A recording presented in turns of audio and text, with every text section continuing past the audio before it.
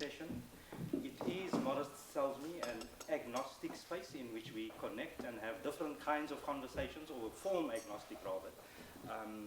And it is a great pleasure to welcome, although Candice will do the proper introduction, NayanTara Gurung Kakshapati, I hope I pronounced your name correctly, to get a little bit better acquainted with NayanTara's work, and to be in conversation with a fellow from the new Archival Visions program, Candice Jensen. And so I'll hand over to you, and thank you. Cool. Thank you, Valmont, and thank you everyone for coming. I'm sure you can read NyaNTara's bio on the pamphlet that we circulated, but I'm very excited to have you here. And I should say how I got to know NyaNTara is that her and I served together on the Jupe Smart Masterclass program of the World Press Photo in 2020. The COVID year. The COVID year. The class couldn't meet physically, so we had this whole new online thing, and her and I had kind of connected there. And since then, I've always been a follower of, an admirer of NyaNTara's work in Nepal. And so I'm also kind of in the same position as you are, kind of getting a deep dive into some of the most recent projects that they've been doing. And so I'm very excited for her to share her work in the space, because I imagine that the work that she does has multiple resonances here, the kinds of questions and creative aesthetic projects, political projects that everyone here is invested in. So I'm not going to say too much, I'm just going to give it over to you. Thank you. Thank you, Candice, for initiating this conversation, and to Valmont and CH. Let me get this right. CHR's Iyatsiva Lab. I'm butchering names. We're doing it all around. No, it's really an honor to be here, and the little tour, thank you, Pramesh, for that, that I got is you guys are doing very exciting stuff. He introduced the center as the center of the periphery, did you say? Center for the periphery. For the periphery. And I was like, whoa, mind blown already. I wish I was going to be doing less talking and just following you guys around the building. But maybe I can do that anyway later and on another occasion. I am going to share a little bit about the work we do back home in Kathmandu, in Nepal, and give you a little bit of context in terms of sort of the institution building or the non-institution building that we're trying to do, but also a little bit of, I suppose, political and historical context of Nepal, just a little bit, just to position the work. And then I wanted to take this opportunity, this invitation, just to share with you a little bit about one particular project, the Feminist Memory Project, which we've been working on now for about 6 years, and I think it'll be a long-term thing. And these ideas around imperfect solidarities, which we've been toying with for a few years now, and which I'm really actually hoping to get this opportunity to open this conversation up, because there's so much incredible solidarity work happening right here, and so it would be really wonderful to hear from you guys too. So I'll jump in. This is essentially the space we work out of. This is the little virtual tour you get. This is in Kathmandu. It's just a rented flat that a friend used to work in, a friend used to live in. And we were working essentially out of an extra room in my house. And then about a year into this work, taking some form and some shape, we moved into this flat and converted it into a workspace. So by way of introduction, I should just say that I started out as a photographer 2004, 5, and I should say, and this is a quick shout out to an introduction to my friend Maha Joy here, that in 2004, Maha Joy and I were here as young college students at UCT. I was only here for a semester and Maha was here for a whole year. And we were both on 2 different study abroad programs. And I have to say, and this visit that we've managed to make happen after about 10 years of planning is our 20th reunion back in Cape Town after being here in 2004 as students. And so it's very special on you know, a personal level, but also I've been realizing, I think, that so much of what I do now, my interests and sort of motivations, were actually shaped by my time here in 2004. At the end of the program, I went and did a very short internship. I can't even remember how I found this organization called AMAC, Arts and Media Access Center, which used to be CAP, I believe. And I was just, you know, like this person who just was looking for any excuse to stick around in South Africa. And I just digitized posters and pamphlets and so on and so forth. And then that show you told me about, Rory, at Zeitz, I went to Past is Quiet. And I found this whole section there of CAP material. And I was like, did I scan any of this? Looking around. But just this very serious commitment to memory work was, I think, something that really has shaped me in very direct and indirect ways. And so this feels like such a, you know, coming full circle type moment for me personally and for some of this work that I will share. So this is our little library, but so PhotoCircle is the organization that I co-founded when I graduated from college and went back home. I went back home 2006, which was a very important year in the history of Nepal, because we'd been a flailing constitutional monarchy for and a monarchy for 240 plus years, and then a constitutional monarchy for about, at that point, well, since 1990. And in 1996, we had one faction of the Communist Party split off and go underground and start an armed insurgency, which they called the Maoist insurgency.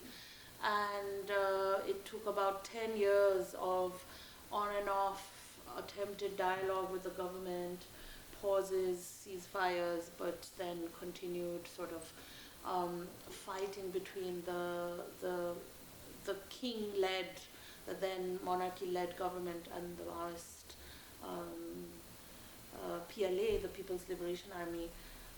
Then only in 2006 is when, after that 10-year period, the Maoists joined other democratic parties, and then there was this big people's movement, and then the monarchy was officially overthrown. And that was exactly, I graduated 2005 and I was just dying to get back home, because everything I cared about, there was like all this build-up happening, and everything all the stories I cared to tell were back home. And so it was quite incredible that, you know, I landed quite literally, and I was thrown into this people's movement, and I was running around as a young photographer trying to take pictures and make sense of what was going on. And that's when I started realizing, you know, fresh out of college, you're like a little bit spoiled for all the cushioning you have in the American university system, and I was really sort of yearning for peer support and, you know, community. And so a bunch of us came together and we started PhotoCircle, which was essentially we didn't really know, and we still don't know what to call ourselves really. There is no one neat title that I think does the work, but we were essentially a community of visual storytellers, but we were working across the spectrum right from the get-go. My then partner and co-founder, Bhushan Shivkar, he was a graphic designer and working at a newspaper at the time, so very closely working with the photojournalists in the city and fighting, who were often fighting for space on the pages. And he was sort of their ally, creating spaces, quite literally, in the spaces of this one newspaper in town. And so that's how we started working together. And so we started engaging each other. We were DIYing everything, from teaching to learning to trying to get work out into the public sphere. And in 2010 is when we set up the Nepal Picture Library, which is the digital archive that we run. It essentially started with us feeling like this real lack of resources to teach and learn with, because there was so little documentation and any kind of sort of writing around the history of, let alone Nepali photography, but South Asian photography at large. All our references were Western and so on and so forth. So it essentially started with us coming together to archive the works of Nepali photographers who we knew, who were still alive and around, and willing to hand over their material to us who they did not know, did not trust, young folks who just seemed hungry, I suppose, at the time to do something. But then quite quickly we began realizing that it was really public history work that we were beginning to do, interested in doing, and because most of us came from a photography or film sort of background, we were coming to this work of archiving with the interest to tell stories, to narrate, to narrativize. And so that was the early sort of, those were some of our early prompts. And then in 2015, we set up this festival, which is now called PhotoKTM, because there is very, very little infrastructure, architecture, in its formal sense, in Nepal for makers to be able to platform work, to be able to have, more global exchanges, and even, more local exchanges. And so we realized that it's going to take some kind of a spectacle to have the work be recognized and seen. And so the festival has become that, and we regret it every day since. No, but we keep persisting. So it happens every 2 years, and the 6th edition is going to happen next year. So this is just some teaching stuff. I'll just zip through this because, I don't know, we try to really work with local media to make space, because there's very little space that is just, that, visual practitioners are just invited into. It's really a DIY style everything. So no publishers, okay, let's make books. No photo editor who really understands the image or how to work with it. Okay, let's try to train them. Tough, tall order. They don't like to be trained, the editors. We really also try to work with educators who are working formally and informally in and outside school systems. So this, for example, is a very dear friend, Sharare Bajracharya on the right, who is an arts educator, and we really try to then open up the archive, but also the other more contemporary repositories that are being created through the community that we are working in, and make it available to educators who are interested to sort of do more curricular work. So one quick example, for example, is we create small curriculum models to be introduced to grade 7 social studies classes, because we find that grade 7 in our curricular logic is just the only window where we can enter, where kids are sort of being taught about history and geography and society. And so we're taking the archive, the visual archive, into these curricular and classroom spaces to say, 1952, as usual, history is taught in a very linear, very sort of didactic way.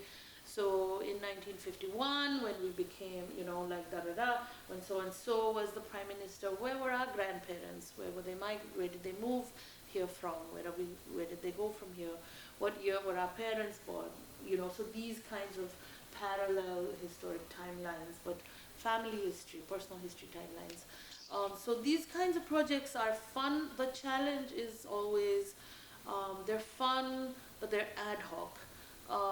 They're engaging, but how to get policy level folks to actually embrace some of this material and some of these ideas. And so that's always been the challenge for us, is positioning our work on the periphery, but really feeling like some of this, when is this going to actually enter some of the, more mainstream spaces and systems. And so that, ongoing challenge. But we try with whatever resources we are able to pull together to continue to engage with audiences that go beyond just, So one thing with photography is that, you go make your pictures and the people who are in your stories never really get to see any of this, or they're never, they get to never encounter any of it. So then taking pop-up exhibitions like this back into communities to try to work with local organizations, then hand over this material to them so that they find ways, in whatever way they find interesting, to work with them. We're always occupying whatever spaces we can. So this is what the non-infrastructure world looks like. This is a neighborhood where the house owners had brought down this building because the earthquake, there was a big earthquake in 2015, had damaged this building. And this lot was empty for about 2 years, and we somehow made friends with the people who owned the lot. So we kept using it as a pop-up exhibition space. But we keep working this way. This is another neighborhood where we have some friends, and they allow for that access and engagement to happen. The community engagement bit is really the most fun and the most, I think, sort of rewarding aspects. But again, they are quite ephemeral. They happen, and then they don't. So we try to gather as often and as much as we can all sorts of public programming with all sorts of people. This is, for example, a cooking session, which was really fun. This was in a community called Kokana, where where the community has primarily been growing mustard, but there's been this huge land grab and takeover by the state in order to build a big highway that is supposed to link us to the Indian border and to give us like a shortcut. And this was a Mexican artist coming in to cook for the women tamales, and tell us about her family's history around raising corn, growing corn, and sort of their relationship to the land, etc. And so, just a quick example for you. Nepal Picture Library is the archive that I mentioned. We're entirely digital, and it started this way because we just did not have the resources, still don't have the resources to take in physical records and material. It's also when you start out, like there are all these pressures of, oh, this is the correct way to do it, and we just don't have the capacity to do it the quote-unquote correct way. And so it started out just with a bunch of scanners and cameras, and just we enter into agreements with the contributors. Contributors are mostly individuals, so we're getting a lot of family albums and ephemera. Some institutions, so NGOs, for example, community organizations, and a few academic institutions coming to us to say, we have all this material, we want to digitize, and you can keep a copy. So the agreement we enter is that we digitize, return all originals. They give us usage rights, which get negotiated periodically. They retain copyrights. Copyrights is such a difficult and complex thing to maneuver around, because often people coming to us do not actually own copyrights to the material themselves, because they are either in family collections or they are in their possession just somehow, right? And so, collections that come to us from Nepali photographers, that's how the initial archive started in the first place. Again, photographers are happy to contribute to the archive if they can retain copyrights, and so that's how we work. If we make a book or an exhibition or somehow do a print sale, then the agreement, the standard agreement stipulates that everything is split 50-50, but there are negotiations that we enter into every so often, depending on what the project is and what the goal is. Like, we end up doing a lot of fundraising things actually, and in those situations people just give us 100% and say raise the funds for whatever. We just started, after doing a lot of research and holding our head about, oh, what is again the best software for this endeavor, and coming across like all these museum softwares that were just like, A, too expensive, B, like there were hundreds of fields that were just going to be left empty forever. It felt like we just decided to go with Lightroom. It's been really light and easy to work with, and very easy to export and adapt to different interfaces. So that's just what we've been using. We at one point got a grant from a Danish organization, and this Danish photographer who we had befriended literally carried this FlexTite scanner in his suitcase and brought it in. And so we used this FlexTite, but then we began to realize very quickly that the scans were so huge that we needed like a bazillion hard drives to store all this material. And also any tiny upkeep work, repair work, was impossible, because you had to send it back to Sweden. And since our friend brought it in without official customs, there was no way we were going to send the scanner here and there to be fixing it. So it's defunct now, but we have other flatbeds that we work with. Research has primarily looked like this. We end up bringing on board, inviting formally and informally young people who are interested in a particular collection, who are interested in doing interviews with the contributors, and who end up just going to spend weeks, sometimes months, and for a few collections, sometimes years of just trying to annotate and trying to meet with and trying to fact check, which feels like an impossible thing to do with personal albums and family collections, etc. Right, and then this project that I just will share a little bit about. So the Feminist Memory Project started for us in 2018, which, as we all know, was a very exciting but also challenging time, I suppose, for feminists of the world, which is the Me Too movement, or the moment. And so that was sort of a very specific backdrop. We were already thinking about starting this work, but it was really that year where these ideas started to crystallize a little bit, and we were like, okay, this feels urgent now.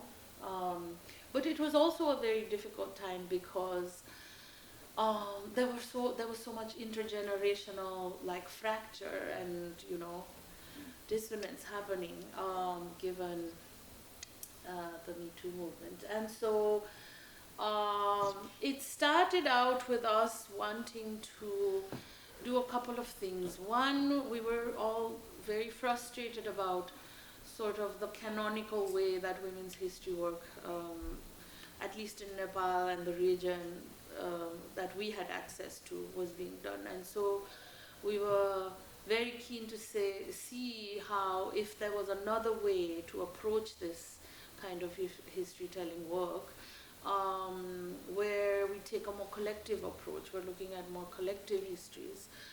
Because movements are collective experiences, and feminism has been a very collective experience for everyone. And so that was sort of something that really we were foregrounding as a value and as an approach.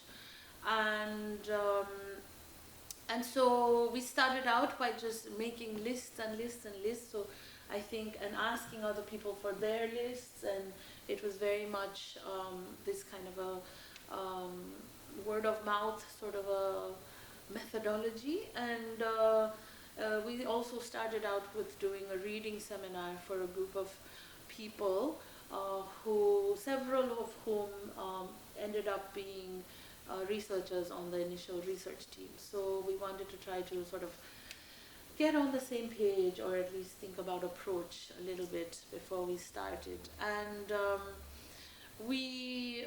so again, this is what some of this research was looking like. It was really about going into people's homes, and women were, for the most part, being generous about opening up their collections and their homes and their memories. But there was also quite a lot of initial sort of, wariness, as there should be, I suppose. Why do you want my, personal history? What are you going to get out of this? How much are you going to sell this for? So on and so forth.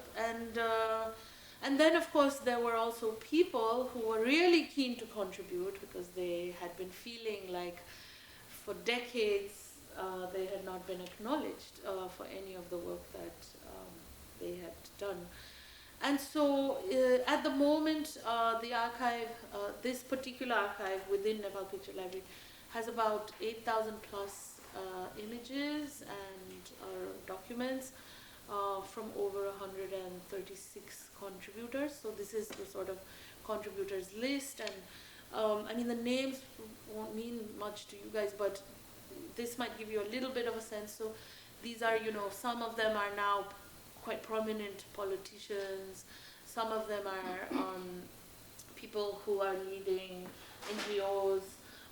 Some of them are trade unionists. So across the board, these were people who were working individually, but also collectively, institutionally.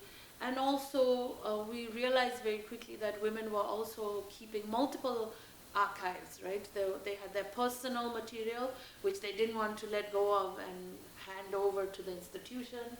And then there was the institutional archive also, which of course some of it came from their personal archives, but then they somehow drew a line, and there was like a separation also. And the material went, from photographs to journals to letters to other kinds of ephemera documents. So I don't know how we're doing with time. Should I read some? Okay, so I could just share a little bit about some of this. How are we doing? I think so. Yeah? Yeah. Okay. So just to give you a sense, this is an image from 1947, and it's a photograph of the members of the pioneering Nepal Women's Association that was formed to support the anti-Rana pro-democracy movement. And this image came to us as this super low resolution, like reproduction of a reproduction of a reproduction of a reproduction. And we were desperate to try to find, a better quality image or a file or a print, etc. But we really began to think about how actually the state in which we encountered it actually said so much about the image in itself, and actually about the movement as well. And I just want to read for you a little bit from something that Divas Raja Kesi, who is the co-curator of this project, along with me, has written about this particular image, and largely. So Divas writes, I have often wondered if something more specific could be said about how photographs have aided feminists in Nepal. Without saying this, I worry we will not have established photography as anything more than a bolt-on accessory to the text-based historical discourse of feminism. In that regard, the photograph from 1947 of the members of the Nepal Women's Association that we opened the first section with is a good guide. We were never able to locate any physical copy of this particular photograph, but as a low-res digital image, it has circulated widely, appearing in pamphlets, book illustrations, and magazines. It is probably this very poverty in image resolution that has allowed it to spread so widely. 75 years later, this picture, 75 years since that picture was taken, women belonging to different political factions in Nepal can still be seen using this particular photograph to construct competing feminist canons.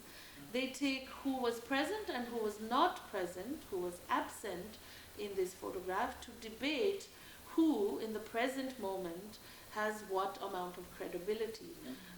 For such distinctions to emerge through the evidence of the photograph, however, the photo itself must circulate in common and constitute a network. And so really thinking about, I think, how to build an archive as the commons, how to think about networking existing collections that we were often finding women were keeping. So by no means was this the first attempt to go and create a feminist archive in Nepal. Women had been doing this for decades in their own ways, we were realizing very quickly. This is an image of Rashmi Shah, who's riding pillion at the back with her husband Jagat Prakash Jung Shah. This is outside their residence in Gyaneshwar in Kathmandu. Jagat Shah, the husband, although a relative to the royal family and a holder of feudal rights in Nuakot, which is one of the districts in the mid-hills, Jagat Shah was a radical. He joined an armed guerrilla movement when his cousin King Mahendra dissolved the democratically elected government and instituted the partyless panchayat system in 1960. Rashmi Shah, who's riding pillion, became involved in rallying local women of Nuakot against the systems of feudal oppressions. So these were the kind of very anecdotal stories that we were finding and choosing to keep. This is a photograph 1961. Prem Kumari Tamang of Nuakot and Lal Maya Tamang of Dading held at Dili Bazar prison, coming to Kathmandu to agitate against, coming to Kathmandu to agitate against the king and the then Panchayat government. And this image for us was also special because, you know, photography of course arrived late in Nepal. It was accessible only to a very particular class. And so often, even in the photos that we were finding, there was only quite a specific class being represented, right? And so to find women who were outside of this class and who did not have access to the technology to find material from communities was quite tough. And so these ones we were finding to be very precious. This selection, these are photographs of a group of Tharu women from Karzahi Dang.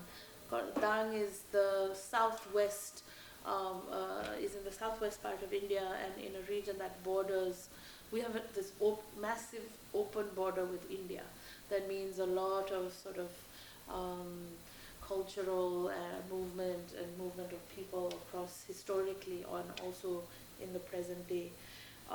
And this was a set of photographs of 13 women who had, in 1980, led a peasants' movement against the local landlords of the time. The Tharu people were indentured into labor for until 2008. And so this was the researcher, Nisha Rai, who went to meet this group of women, was sort of gathering this group, I believe, after like a period of 20 years, where the women had not actually regathered as a group of 13 women after that revolt took place in 1980. This is another image that I personally think is quite important, because this is 1981. This is Bishnu Oza, who's a labor activist, addressing an assembly of workers at Bhutan Devi Secondary School. I think for us, as we were excavating material, it was really apparent to see that a lot of the history of the women's movement was very directly tied to the history of the labor movement. And so to find individuals who were working as trade unionists and to find trade unions possessing huge amounts of material was actually, for me personally, a very exciting revelation. And so the archive does have a lot of content from trade unions and individuals. This was a group of women who decided to go take a photograph in a studio after they were released from jail for protesting, part of the pro-democracy movement. This is also a very special collection that came in. This is 1998, and this is, if you remember, I mentioned earlier, 96 was when the Maoists went underground and started the Maoist war. And so this is Dayapuri Gharti, who is now a minister, getting photographed at her revolutionary marriage ceremony. So there were a lot of revolutionary marriages that happened because the Maoist Party allowed for marriages to take place across class and specifically caste boundaries, right? So we do have quite a few collections that have come in from Maoist Party members, ex-party members, PLA members, and so on and so forth. But at a certain point, and this you might find interesting, we started realizing that there was now resistance. PLA members who had recommended us to friends and colleagues, we started realizing that they were starting to say no to us. And then we very quickly realized that there had been an announcement made by, between, as we were working on this project, at one point, Prachanda, who is one of the co-founders of the Maoist Party, became Prime Minister. And when that happened, he put a circular out to say, hang on to all your archives, don't give them away. We're making a national museum to commemorate the Maoist, the liberation movement, which hasn't happened to date, but yeah. And if and when it does happen, you can kind of assume how it might happen. But yes, suddenly there was a closing off because there was official sort of communication made. I won't go into the rest of the stories because we don't have a lot of time. But the book was published last year, and it's broken down into 5 chapters. The first chapter is the biggest chapter and is titled Women of the People, and it looks at women's participation in political change. The second chapter is called Reading Under the Candlelight, and looks at how education, this act of going to school, when the public was allowed to go to school post-monarchy, really became this point where women were, for the first time, stepping outside of just kinship networks and making larger non-kinship networks and collectivities, and how that was really shaping the movement building that was happening. Words of Women looks at women who are writing, publishing, shaping public opinion through their literary works. Women for Women looks at this particular generation of women who were beginning to organize and institutionalize. So in a way, that moment is also critiqued in the women's movement in Nepal, because the movement got institutionalized, and suddenly, movement spaces became NGO spaces, and many fractures then also emerged, and we still struggle with this situation. And then there's a final chapter, which is a really fun chapter called Out in the World, and it basically traces women who traveled, and how travel or movement, physically leaving one's confines, became a way to, be exposed to new ideas, but also expand sort of their impact, and so on. This was the book launch. It was a very collective affair, as you can see.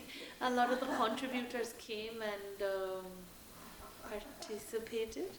And at one point we were like, so everyone who contributed, please come to the stage for the launch. And then half the audience was like on the stage, which was fun. We make exhibitions to try to get work out into public spaces as often as we can.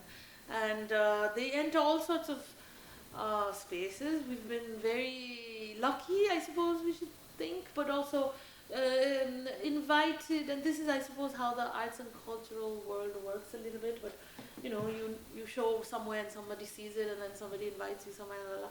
So it's traveled a bit around outside of Nepal, not a whole lot, but 5-6 exhibitions internationally, but it hasn't traveled, we really feel is, as much as we would like it to travel within Nepal. So I think for the next 2 years, that's really something that we are trying to raise funds and resources to do.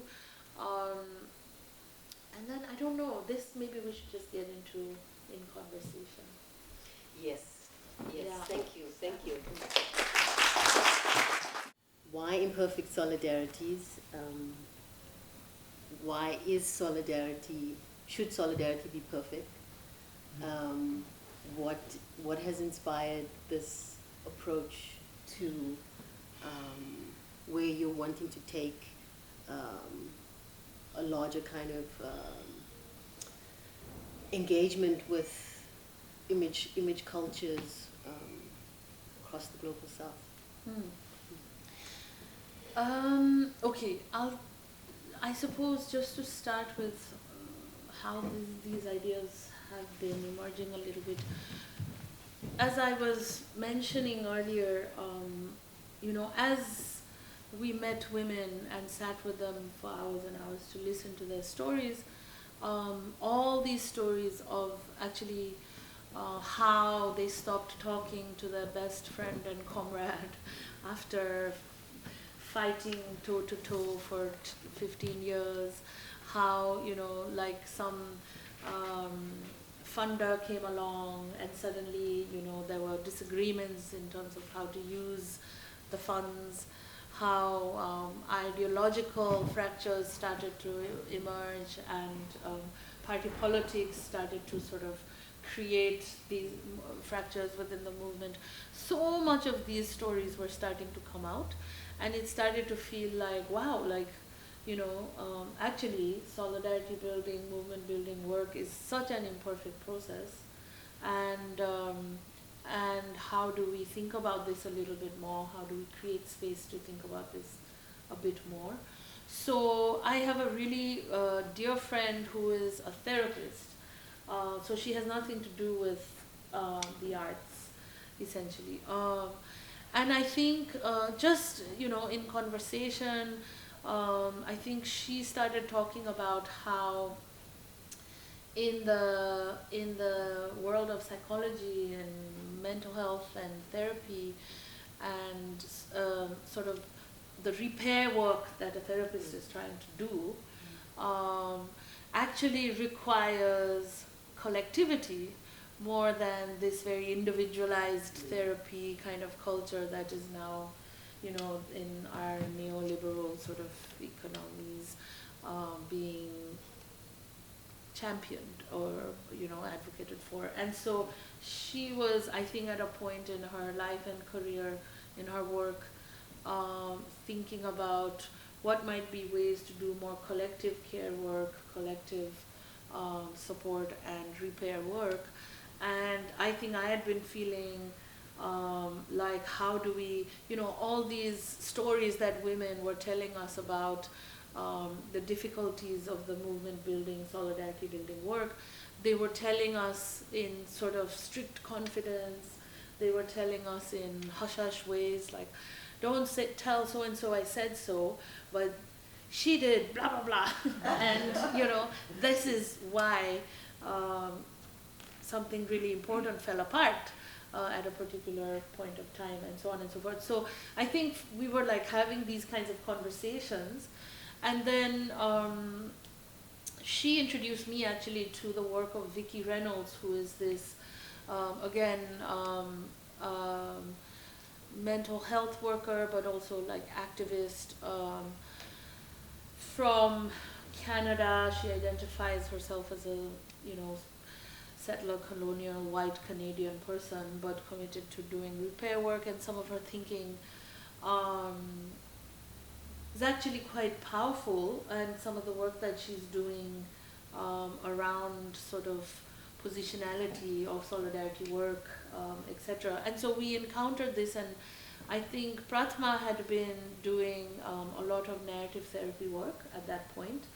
And so we came together, and this idea of imperfect solidarities came together. And they essentially became a series of seminars that we were organizing over the course of a year.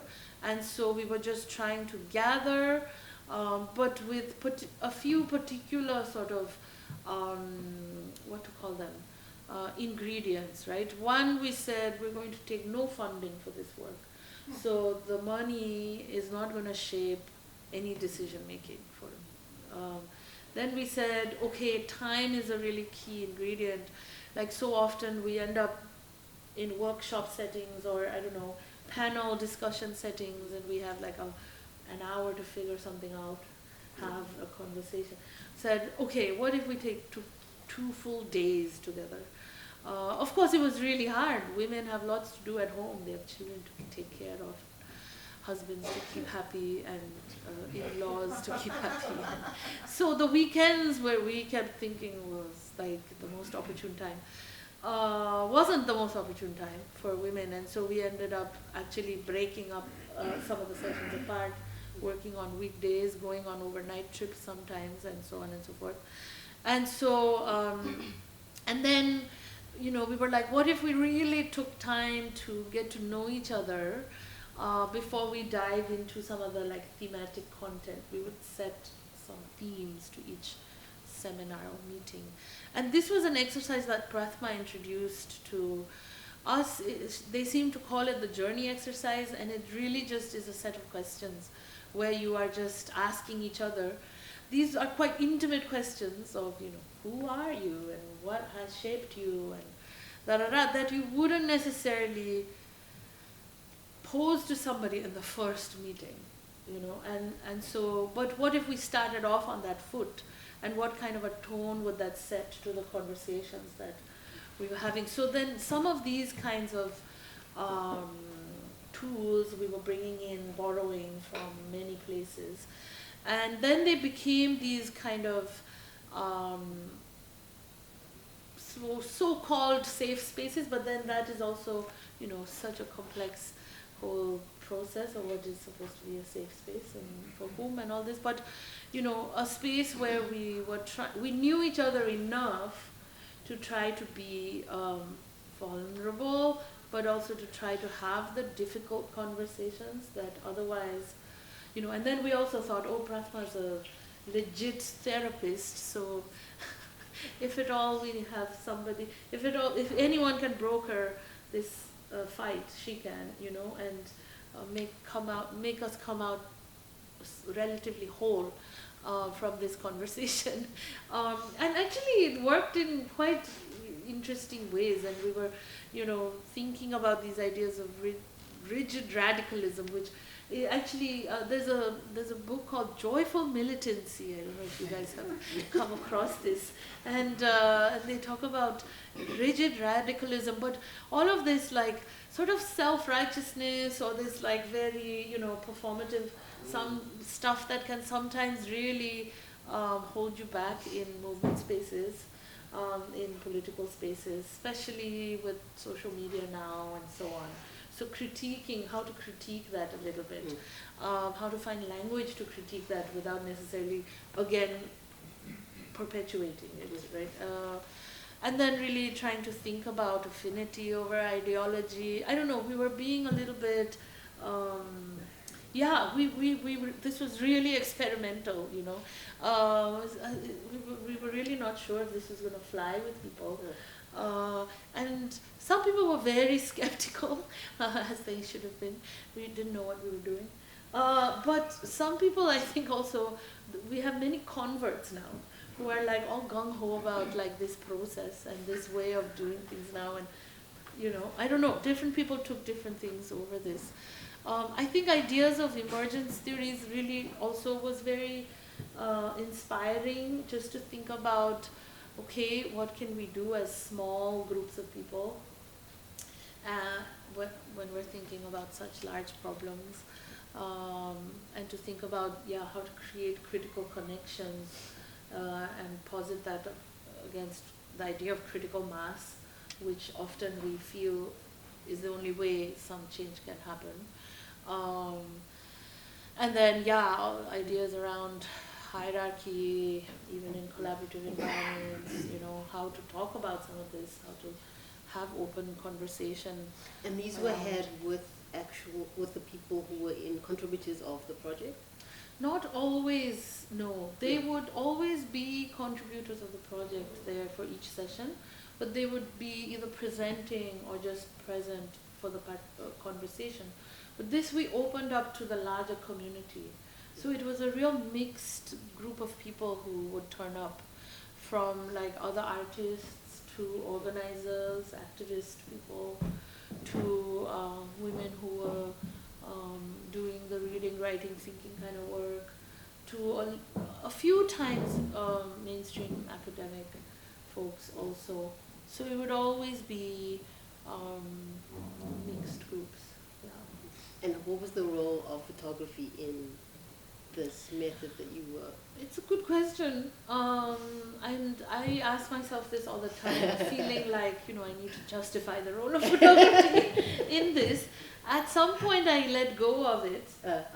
It started out with the archive, the visual archive, right? And so there would always be the image, somehow part of the conversation, but actually it didn't have to. At one point we said we don't have to always be engaging with it, and so we gave up on that. And so, yeah. Because there's so much resonance around this imperfect solidarities, this conversation that you had with, I think, one of your colleagues. There was a very interesting quote that you'd said here about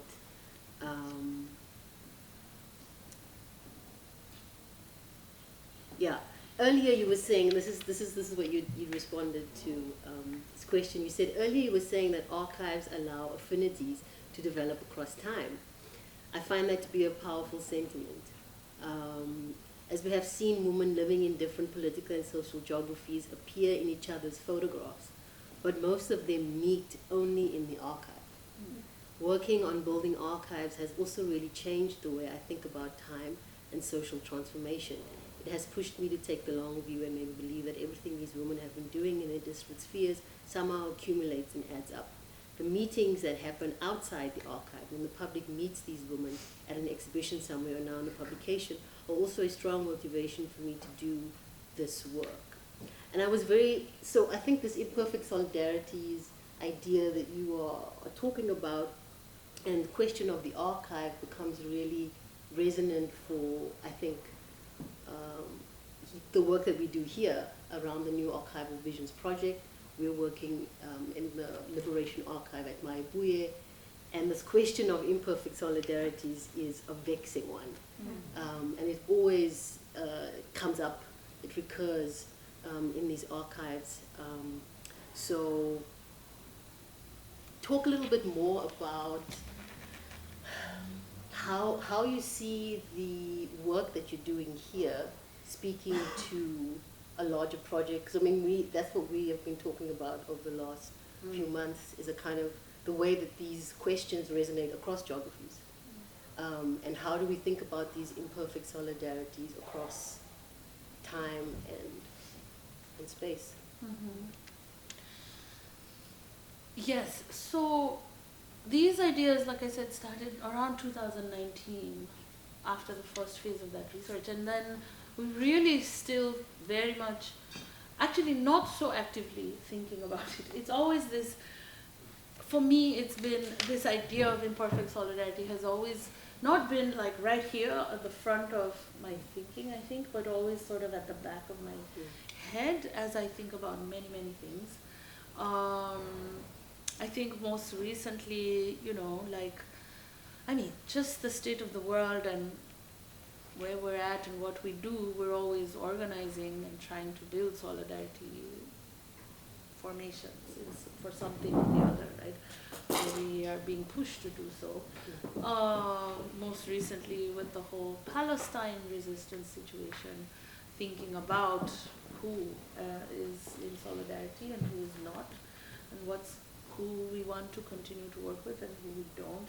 I mean, that some things have, you know, opened up in ways, in telling ways. It feels like, no, it's a moment like that. It feels like, I think for many people. And I remember having a conversation with Diwas, who is the co-curator of this project, and we think alike, but we also are very different people. And we think very differently also. All the time we are arguing about certain things, but there is a trust and a respect that we're going to continue to work on things together, despite our differences. And he, interestingly, just ideas around solidarity building, he thinks of it as a tactical thing. And I don't disagree necessarily. He thinks solidarity building can be momentary and strategic and tactical. I have been, I think, thinking about it a little bit more as a stance, as a sort of a base work that without collectivity there can be no transformation and sort of liberation. Not to say that those are entirely opposing viewpoints, but I suppose we've been like using it in different ways at different moments of time also. And this issue, this thing about just thinking about time differently also is something, I mean, we were talking last night, and I was saying to Candice that when I came in 2004, it felt like what was happening in South Africa then, like South Africa was 10 years into post-apartheid institution building. And in 2004, Nepal was like trying to get there, right? And so it felt like that moment I felt like I could see a context here that had already moved ahead in time somehow. And some trial and error was happening, which allowed for me to think about, oh, okay, that is not the road to take. Perhaps, and so on and so forth. So just, I think just engaging with archives has also been that, and that history or insight allowing for certain strategies, certain change in strategies in terms of solidarity building. But I'm also really curious to know from you, from Valmont, I mean, you arrived at this title, but from everyone as well, you know, what, if we were to just throw up this idea in the room, what imperfect solidarities means to you, you know, or what intrigues you, or what questions it raises for you guys. Thank you so much for that incredibly inspiring and resonant conversation and the way in which you hold all these elements of advocacy, research, and the archive.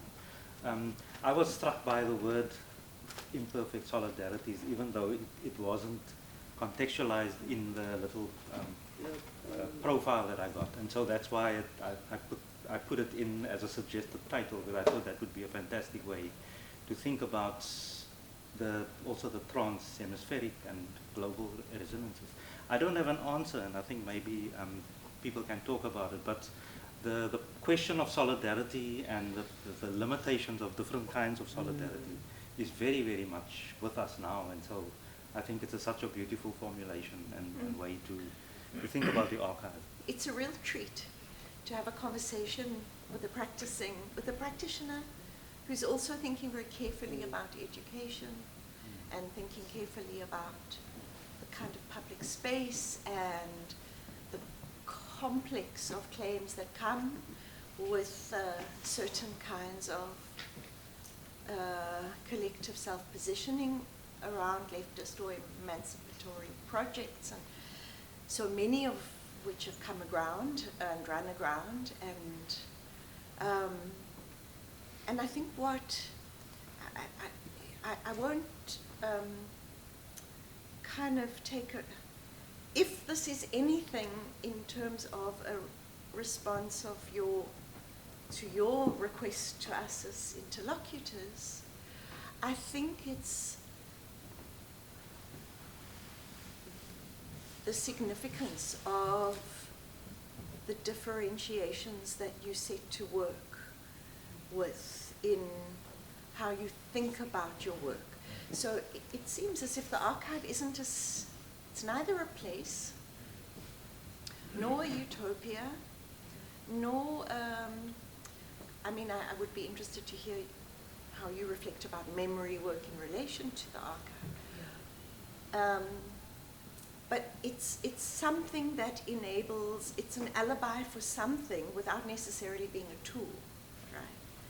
And I think that's interesting. And if there's, you know, if I have kind of drawn some threads that are actually there, I would love to hear you say more. I think you might have given us a way to free us from our misery.